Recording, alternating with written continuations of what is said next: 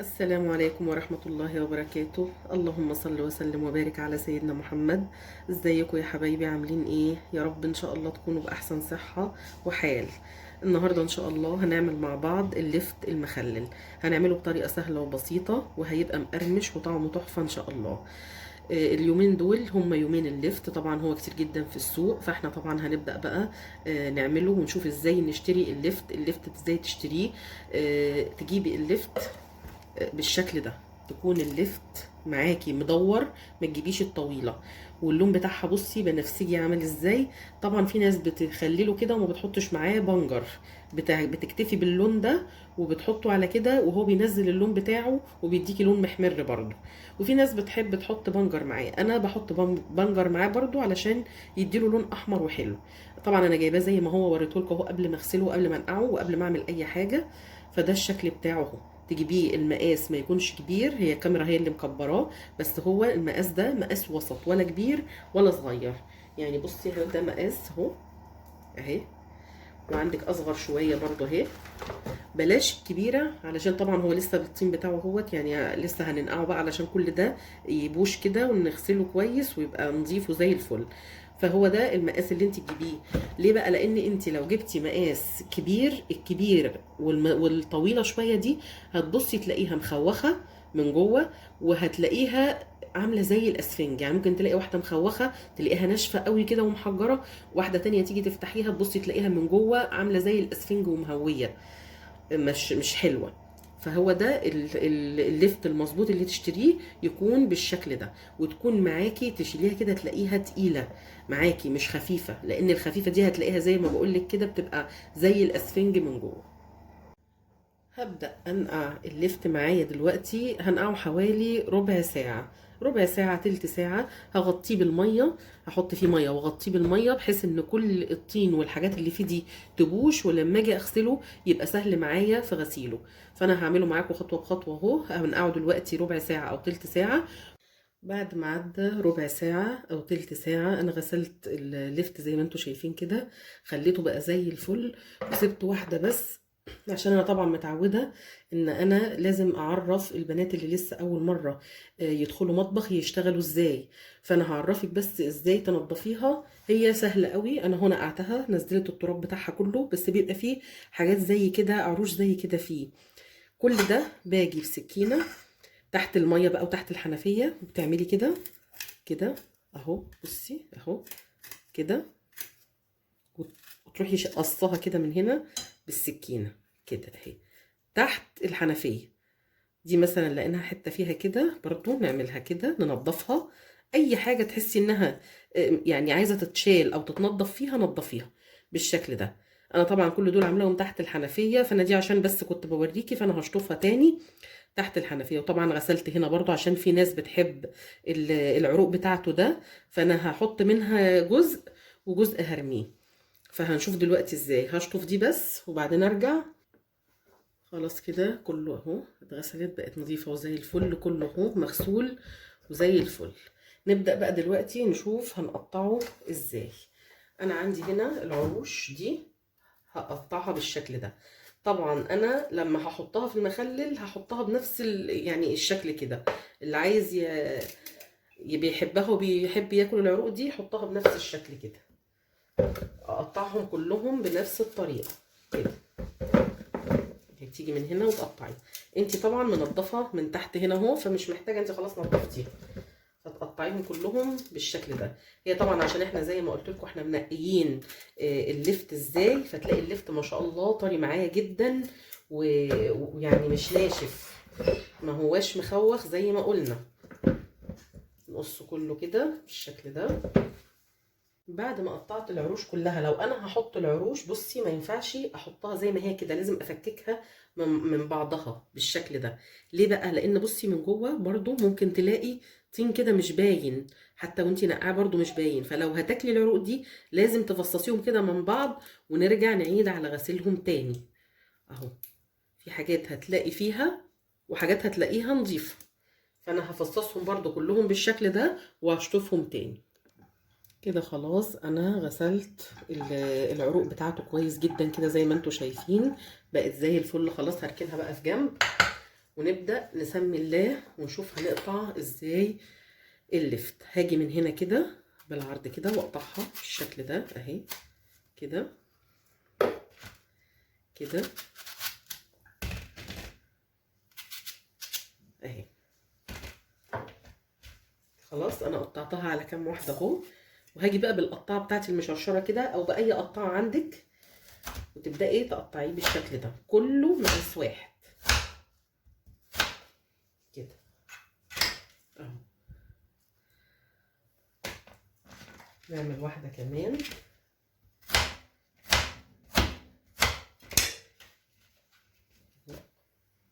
اهي.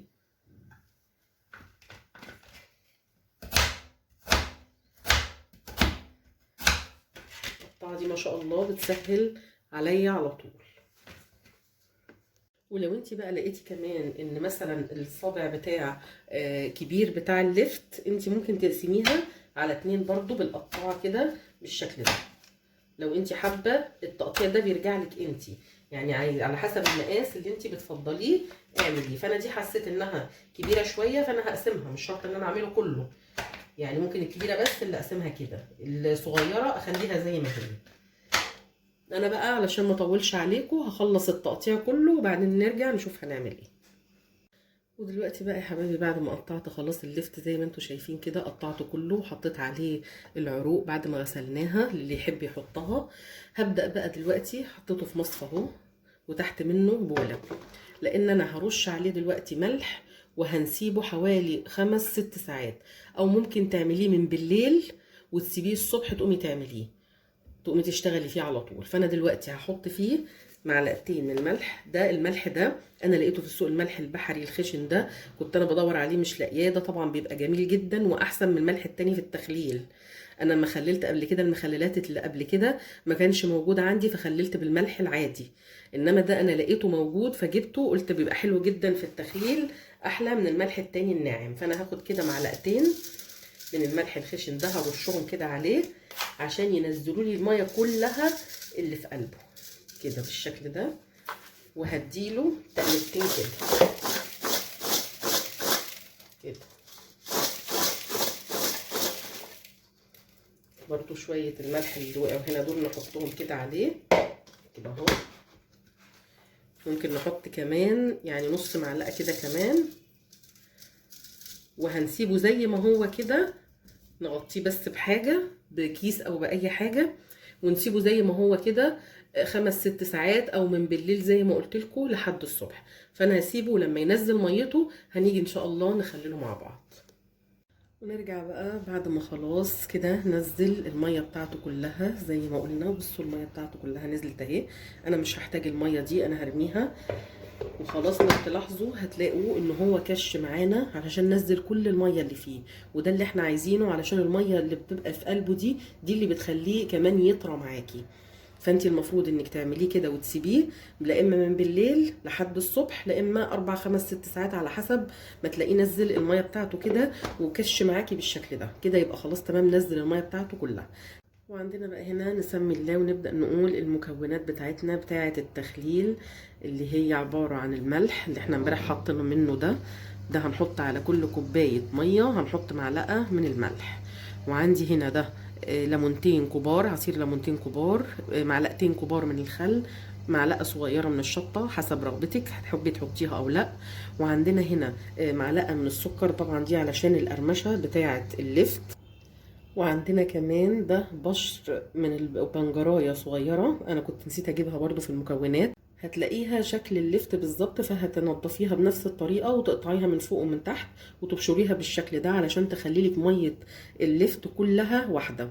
ولو انت مش حابه تحطيها ما تحطيهاش، بس هي البنجر فيه فوائد كتير وفي نفس الوقت برضو بتدي لون حلو لللفت.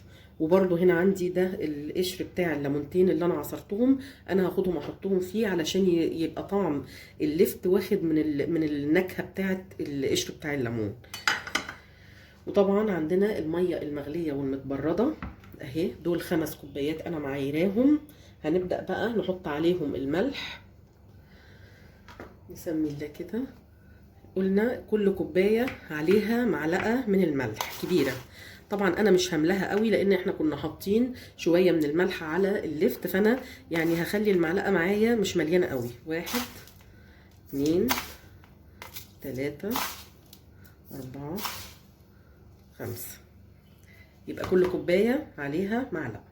هقلب ده كده الاول شويه علشان الملح بتاعي ده خشن، هقلبه كده. وهنزل معاه كمان بمعلقه السكر علشان ادوبها معاه مع الملح. طبعا معلقه السكر دي مهمه جدا ان انت تحطيها، بتخلي اللفت معاكي مقرمش وطعمه يبقى جميل ان شاء الله، فده ما تنسيهاش، المعلقه دي ضروري. ابدا بعد ما خلاص دوبت الملح كده انزل بالعصير بتاع الليمونتين. بسم الله. معلقتين الخل والشطه، اقلب وانزل بالبنجر معايا كده. بسم الله.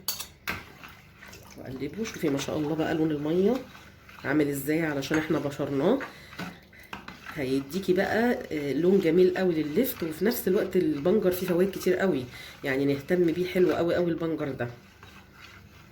ودلوقتي انا جبت البرطمان بتاعي اهو بعد ما عقمته بالخل. احنا قلنا قبل كده في كذا فيديو، كنا عاملين قبل كده مخللات كتير، كنا عاملين الليمون العادي والليمون المعصفر والزيتون، وكنا عاملين المخلل المشكل برضو. في انواع كتير انا كنت عاملاها على القناه، هنزلها لكم برضو ان شاء الله في صندوق الوصف. وكنا قايلين ان احنا بنعقمه ازاي. هنحط شويه خل في البرطمان ونرج البرطمان كويس جدا بحيث ان احنا نوصل الخل لكل حته فيه، وبعد كده نكبهم خلاص مش هنحتاجهم، ونعبي المخلل بتاعنا في البرطمان. طبعا دي اسهل طريقه للتعقيم. نسمي الله بقى ونبدا ننزل كده باللفت. بسم الله. طبعا انا وانا بشتغل بتبقى دايما الرخامه عندي انا غسلاها ومعقماها، بحيث ان احنا لو في اي حاجه وقعت منك غصب عنك تبقى الرخامه نظيفه. وهاجي برضو هنا قشر الليمون زي ما اتفقنا انا بحطه علشان اللفت ياخد من الليمون، يبقى طعم الليمون فيه كده بيبقى جميل جدا. طبعا بتضغطي على اللفت كده بالشكل ده، او اي مخلل بتحطيه بتضغطي عليه. انا عندي هنا شويه بس هبدا احط المحلول بتاعي. شوفوا ما شاء الله الشكل بتاعه عامل ازاي. بسم الله. بالراحه كده قبل ما تملي البرطمان عشان تعرفي تحطي.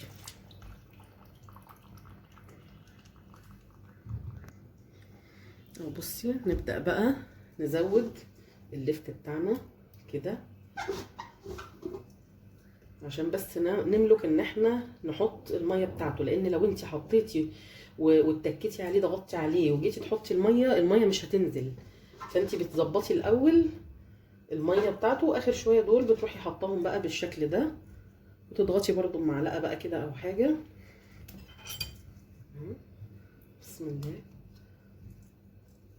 طبعا احنا كده كده برده دلوقتي هنحط معانا الاسترتش لازم، علشان نبقى متأكدين ان البرطمان معانا مش هيدخله هوا.